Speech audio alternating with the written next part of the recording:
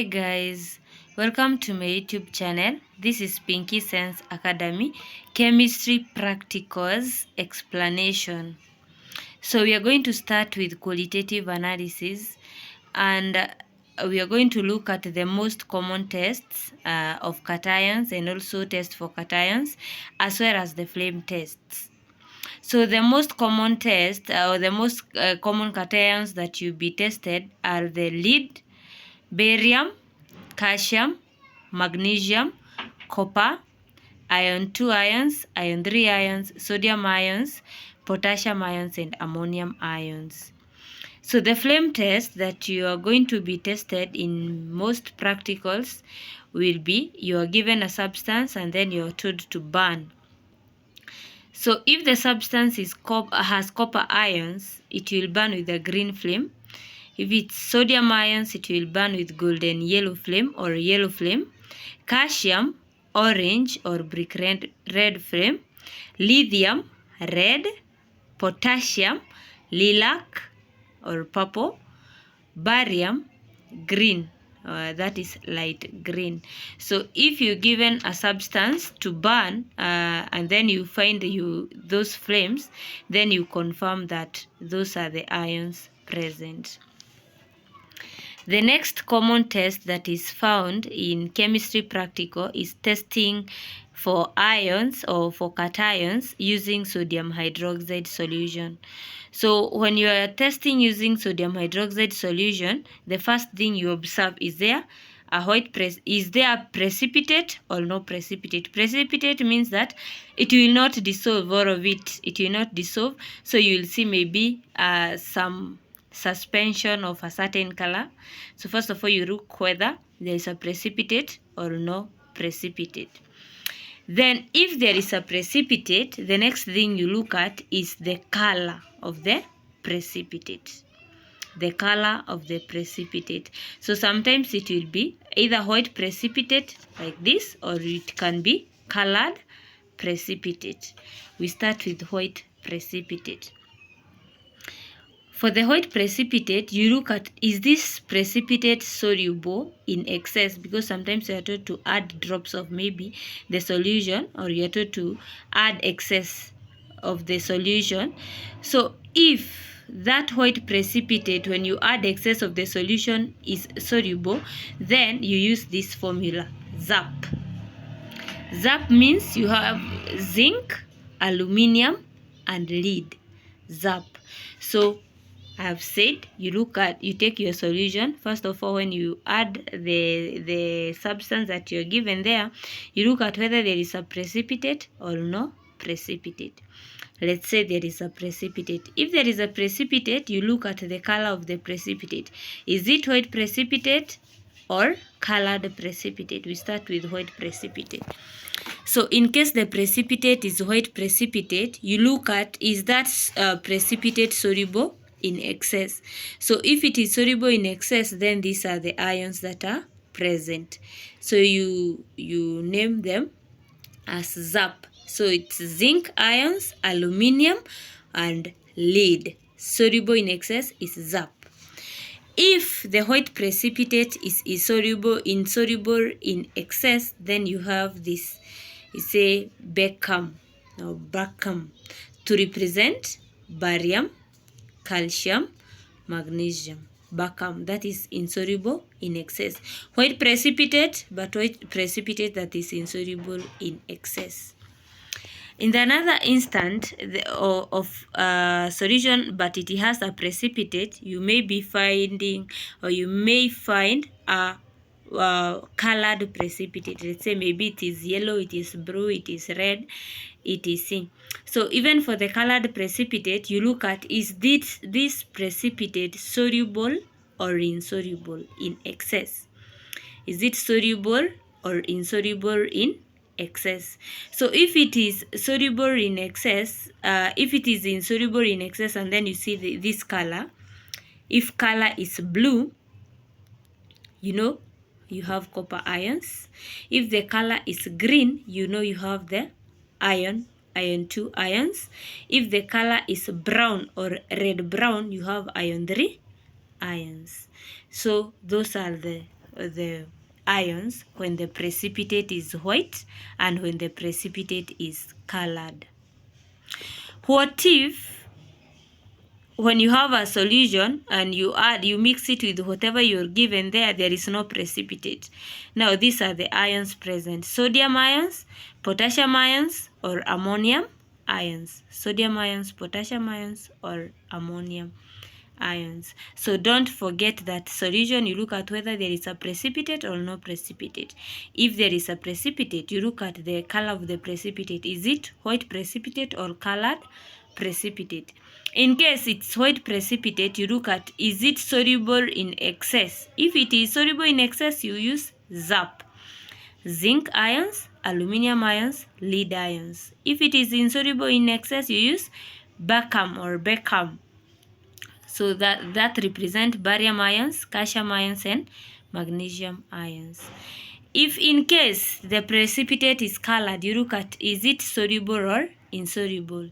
If it is insoluble in excess, you have these ions: copper ions for blue color, iron 2 ions if the color is green, iron 3 ions if the color is brown. And this one we use a formula known as Cu-Fe-Fe. Cu-Fe-Fe. Insoluble in excess, Cu-Fe-Fe. You are also sometimes given this solution. You are testing it with the ammonium hydroxide. For ammonium hydroxide, you will still follow the same procedure. So you have your solution. You look at whether it has precipitate or no precipitate. In case it has a precipitate, you look at the color of the precipitate. Is it white precipitate or colored precipitate? If it's white precipitate, you look at, is it soluble in excess? White precipitate soluble in excess, you get zinc ions. White precipitate that is insoluble in excess, but this is when you're using ammonium hydroxide, you name it, you use this formula MAP. MAP. That is for magnesium ions, aluminium ions, and lead 2 ions. MAP.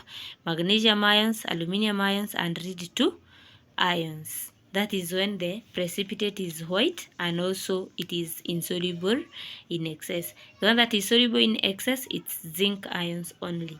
Then you can also find, yes, solution has a precipitate, but the precipitate is colored. You then again look at, is it soluble in excess or not soluble in excess? So if it is soluble in excess, you find it and it's deep blue. You find those are copper 2 ions present. Then if it is insoluble in excess and the precipitate is green, that is iron 2 ions. If it is insoluble in excess and the precipitate is red brown, that is iron 3 ions. So I've said, when you are given ammonium hydroxide as a solution to test, then you have the solution, it has precipitate. You look at the color of the precipitate. Is it white or is it colored? White precipitate, first of all, you look at it. Is it soluble in excess or insoluble in excess ammonium hydroxide? So if it is soluble in excess, you find its zinc ions present. If it is insoluble in excess, you find its MAP, magnesium, aluminium, and lead 2 ions. If the precipitate is colored, you look at, is it soluble or insoluble? Soluble, and maybe it's deep blue in color, then you know that those are copper 2 ions present.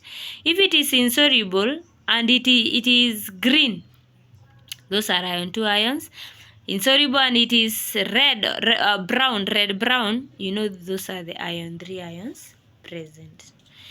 What if there is no precipitate? It's the same as the one for sodium hydroxide. There are sodium ions, potassium ions, and ammonium ions. So lead iodide, it's a yellow precipitate. So in case you find a yellow precipitate, you know those are lead iodide solution. We can now look at test for anions. Anions are negatively charged ions.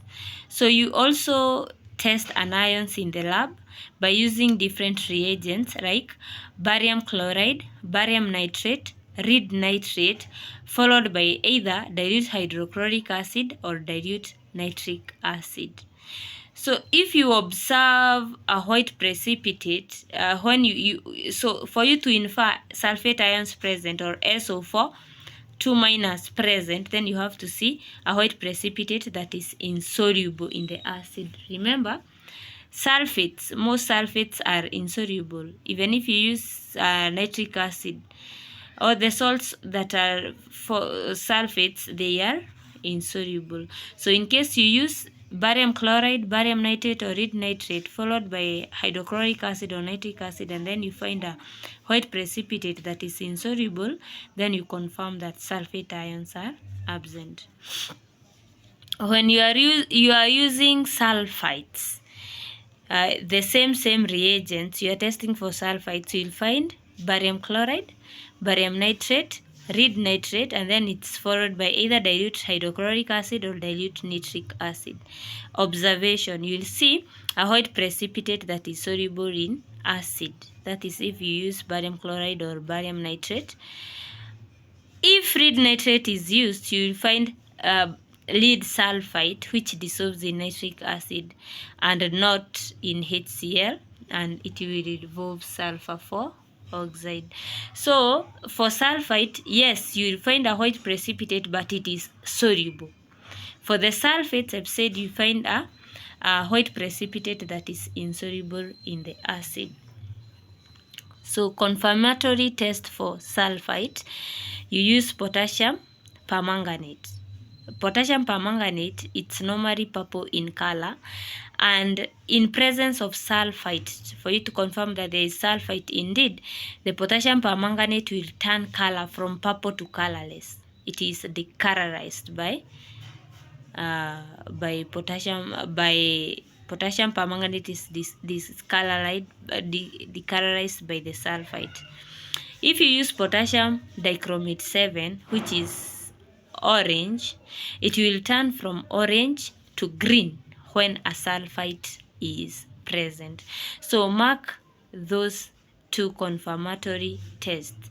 Potassium permanganate is changed or decolorized from purple to colorless. Potassium dichromate turns from orange to green. And the reagents that you're using there, you're using barium chloride, barium nitrate, lead nitrate, followed by dilute hydrochloric acid and dilute nitric acid. Then let's look at the test for carbonates. So for you to have CO3 present, so it is similar to sulfite test, and CO2 gas is evolved. CO2 is carbon dioxide gas, and carbon dioxide gas is tested by using lime water. So when you heat the solid, you will find that CO2 gas is given out, and that gas will turn lime water into milk or forms a white precipitate with lime water. Test for chlorides. The reagents that you use is silver nitrate followed by nitric acid, and then you find a white precipitate. So there is this statement that also you need to know, that all salts of sodium, potassium, and ammonium are soluble. All nitrates are soluble. All sulfates are soluble except those of barium and lead. Calcium sulfate is slightly soluble.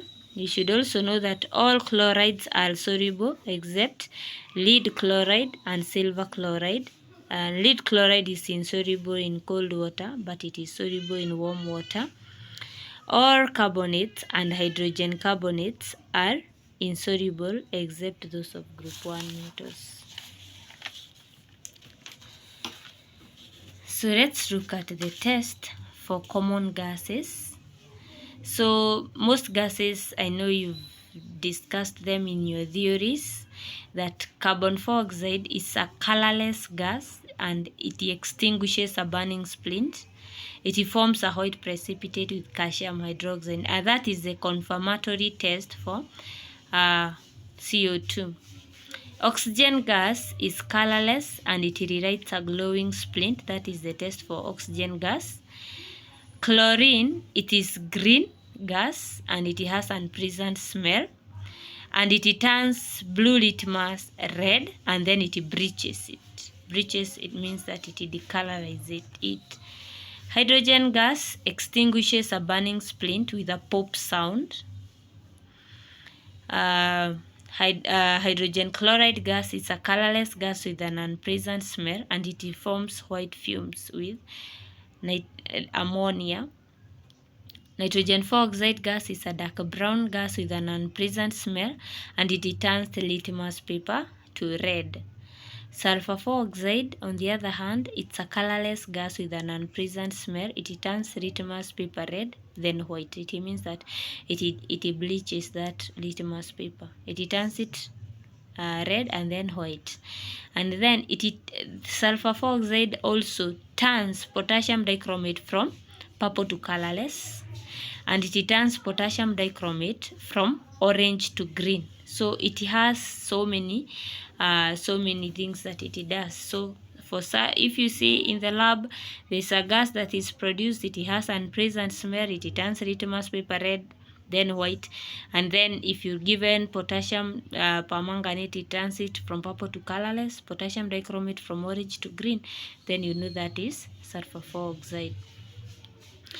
Hydrogen sulfide gas, it's a colorless gas, but it has a pungent smell, or it has a smell of a rotten egg.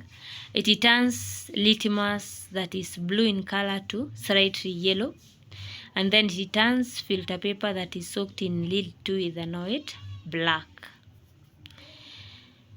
Nitrogen gas, on the other hand, it's a colorless, odorless gas, and it burns in magnesium ribbon, and a magnesium ribbon continues to burn in the gas, forming black magnesium nitride. Ammonia, it's a colorless gas with a pungent smell, and it turns red litmus paper blue. It's basic, and then it forms white fumes with ammonium chloride of ammonium chloride with hydrogen chloride. So those are the common tests for all the gases. So if you find a gas is extinguishing a burning splint, forms a white precipitate with calcium hydroxide, that is CO2. A colorless gas that rewrites a glowing splint, that is oxygen. A green gas with an unpleasant smell, and it turns blue litmus to red and then bleaches it, you know it's chlorine. If you find a gas, it's colorless and it extinguishes a burning splint with a pop sound, that is hydrogen. A colorless gas with an unpleasant smell and forms white fumes with ammonia, that is hydrogen chloride gas. A dark brown gas with an unpleasant smell that turns litmus red, that is nitrogen 4-oxide. A colorless gas with an unpleasant smell that turns litmus red, then white, turns potassium permanganate from purple to colorless, and potassium dichromate from orange to green, that is sulfur 4-oxide gas. You find a colorless gas that has a rotten egg smell or a very bad smell, that is hydrogen sulfide gas. And a colorless gas which turns a burning magnesium, in which a burning magnesium ribbon continues to burn, then that is nitrogen. And a colorless gas that with the pungent smell that turns red litmus blue, then white fumes forms white fumes with ammonium chloride, that is hydrogen chloride gas. So that is how you confirm the gases present. Then let's look at organic chemistry. So for organic chemistry, this is the third question. It's the last question. So you are given substances, and then first of all you are told when ignited. Igniting means burning. So if you are given a substance and you are told to burn it, and then it burns with a yellow sooty flame, then your conclusion is this: either alkene present or alkyne present. burning with a yellow sooty flame. That is a flame that is luminous flame. If it burns with a blue non-sooty flame, then you know an alcohol is present, or an alkane is present, burning with a blue non-sooty flame. So this is a common question in organic chemistry, and you will always find you're given a question to burn a substance. Observing this flame, you write your observation. It burns with a yellow sooty flame. Conclusion, it will be like that. Burns with a blue non-sooty flame, your conclusion will be like that.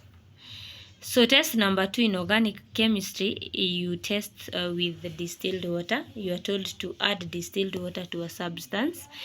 Then you make your observation and conclusion. So for observation, if it dissolves to form a colorless solution, you know a polar compound is present. If, or your inference will be polar compound present. If it does not dissolve, you know a non-polar compound it's present. If it dissolves forming a single layer, if there are two liquids and then you're told you dissolve it in liquid B, you find they are mixing without forming any layer, you know that's a miscible liquid. If it does not dissolve and it forms two layers, you know it's an immiscible compound or immiscible liquid. So your inference is you are looking at, is it dissolving to form a colorless solution? And this is, you have to write it dissolves to form a colorless solution for you to get this inference, polar compound present. And also, if you get the observation wrong, even the conclusion is wrong.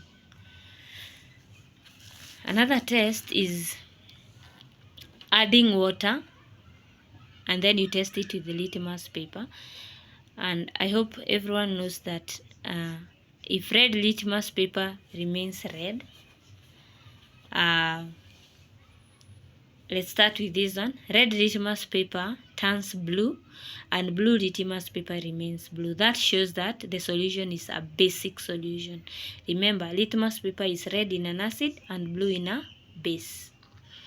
If blue litmus paper turns red and red litmus paper remains red, then you know that solution is acidic. So this will be your observation, this will be your conclusion or inference. Then if red litmus paper remains red and blue litmus paper remains blue, then you know you have a neutral solution. Red litmus paper remains red, blue litmus paper remains blue. You have a neutral solution. That means it is neither acidic nor basic. Test number 4 in organic chemistry will be when you are given a universal solution or universal paper, litmus paper, universal indicator, then the student is required to add any of the two to match it on the pH color chart. So you are given the pH chart. You know it has different colors, ranging. So the strong acid, it normally has the color depending on the strength of the acid. And then here you find maybe the solution has pH 1. When you place it against the pH universal indicator paper, so it's pH 1, pH 2 or pH 3, you know it is strongly acidic. That is your inference. Inference will be strongly acidic. If you find it is pH 4, pH 5, pH 6, then you say it's weakly acidic. That is your inference. If it is pH 7, neutral. If it is pH 8, pH 9, pH 10, your inference will be weakly basic. Don't say weak base. Don't say weak acid. Don't say strong acid. You have to say strongly acidic, weakly acidic, weakly basic. If the pH is 11, 12, 13 or 14, that is strongly basic. So again, when bromine water is added to an organic solution, so bromine water is orange or yellow, if you are told to add bromine water to a substance and then you find that the orange or yellow color of bromine water persists, that means it does not change, it remains, but you use this word persists, then this alkene or alkyne is absent. You say alkene or alkyne absent. That is your inference. But if your orange or yellow bromine water turns to colorless, then you say alkene or alkyne present. Alkene or alkyne. So this is your observation, this is your inference. Haya. There is another one here. You're told, when acidified potassium manganate 7 solution is added to an organic compound. So you'll be told add acidified potassium manganate 7 or potassium, yes, to a certain substance that you are testing in the lab. And your observation is this: purple acidified potassium manganate 7 turns colorless.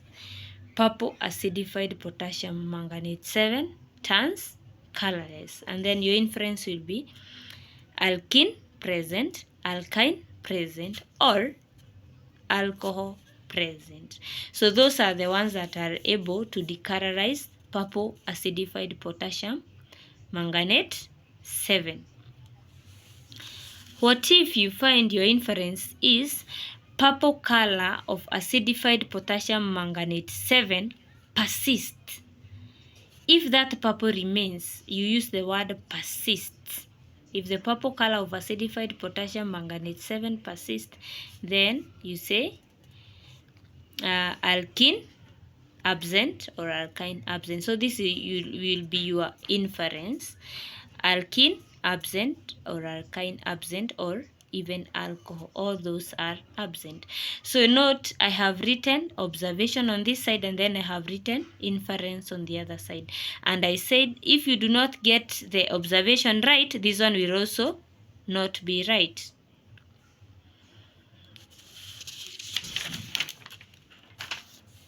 It's another one here. Now here it's when you add acidified potassium dichromate is used and followed by warming. You warm it because potassium dichromate is a weaker oxidizing agent as compared to potassium permanganate.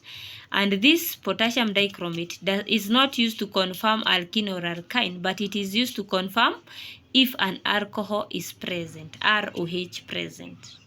Okay, so if in your observation you find orange acidified potassium dichromate turns green, you should be keen on observing the color. Color orange turning to green it's something that you can easily identify. If it turns to green, then you know alcohol is present, ROH present. That is your inference, ROH present. If the orange color of potassium dichromate persists or does not change, it remains orange, that means alcohol is absent, ROH absent. So just know that for potassium dichromate, it is used to confirm the presence of ROH. So if it's absent, that means that orange dichromate does not change color. If it's present, then orange dichromate changes its color. So when ethanoic acid is added to test the liquid or the solution, followed by drops of concentrated sulfuric acid and then the required mixture, then you observe. Here you are using ethanoic acid. For ethanoic acid, normally it is used to test the esters, and then your observation is a pleasant or fruity smelling substance, then you know your inference is alcohol present. This one, alcohol present, if an ester is formed. And an ester, you will find it it has a sweet smell. Yeah. When magnesium or zinc metal is added to an organic substance, and then your observation is bubbles of a colorless gas produced. Effervescence or effervescence of production of bubbles is your observation. So your conclusion will be this inference: RQ present, ROH or H plus or H3O hydroxonium ions present. If it extinguishes a burning splint with a pop sound still, all these are answers. You can say ROH present, this, or H plus ions present. But if no bubbles are produced and no effervescence is seen, then ROH is absent. So those are some of the organic chemistry tests. I think we've finished organic chemistry test as well as qualitative analysis. In my next video, I'm going to teach the mole concept titration. So I hope you enjoyed this video and you'll keep up with the next video to watch titration and the other organic other practical bit of chemistry. Thank you for watching. Please remember to subscribe, like, and comment.